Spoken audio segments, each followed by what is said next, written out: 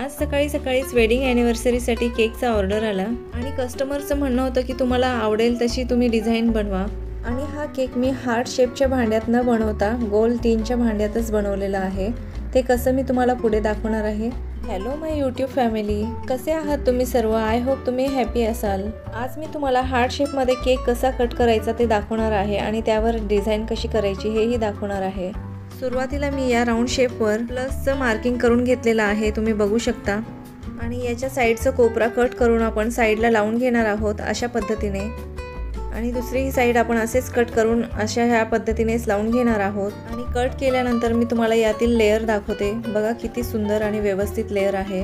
आता ही साईड लावून झाल्यावर आपल्याला केकला सेंटरला घ्यायचं आहे आणि जे गॅप आहे त्याला फिलिंग करून घ्यायचं। हा केक तुम्ही हार्ट शेपच्या टीनमध्ये पण बनवू शकता, पण प्रॉपर शेप येण्यासाठी तुम्ही ही मेथड वापरून बघा, खूप सुंदर शेप दिसतो। कितीही किलोचा केक असेल तर तुम्ही असा कट करून बनवू शकता आणि तुम्हाला प्रत्येक वेळी हार्ट शेपचं टीन घेण्याची आवश्यकता नाही आहे। आणि केक आणखीन प्रॉपर व्यवस्थित दिसण्यासाठी मधला हा कट लावायचा आहे आणि नंतर याला व्हिप क्रीमनी कवर करून घ्यायचं आणि वरून मी पिंक कलरने कवर करणार आहे। यासाठी इथे मी व्हिप क्रीममध्ये पिंक कलर घातलेला आहे, हा बेबी पिंक कलर आहे, खूप सुंदर दिसतो।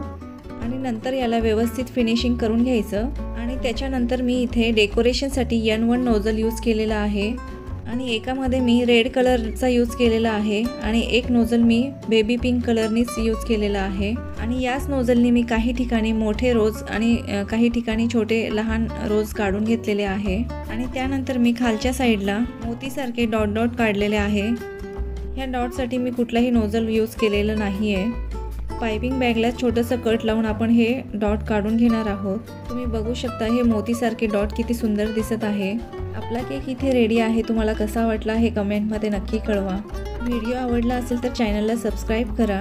असेच नवनवीन रेसिपी जर का तुम्हाला बघायची असेल तर बेल आयकॉनवर क्लिक करायला विसरू नका, म्हणजे मी जेव्हा व्हिडिओ अपलोड करेल तुम्हाला नोटिफिकेशन येईल आणि सर्वात आधी तुम्ही माझे व्हिडिओ बघू शकाल।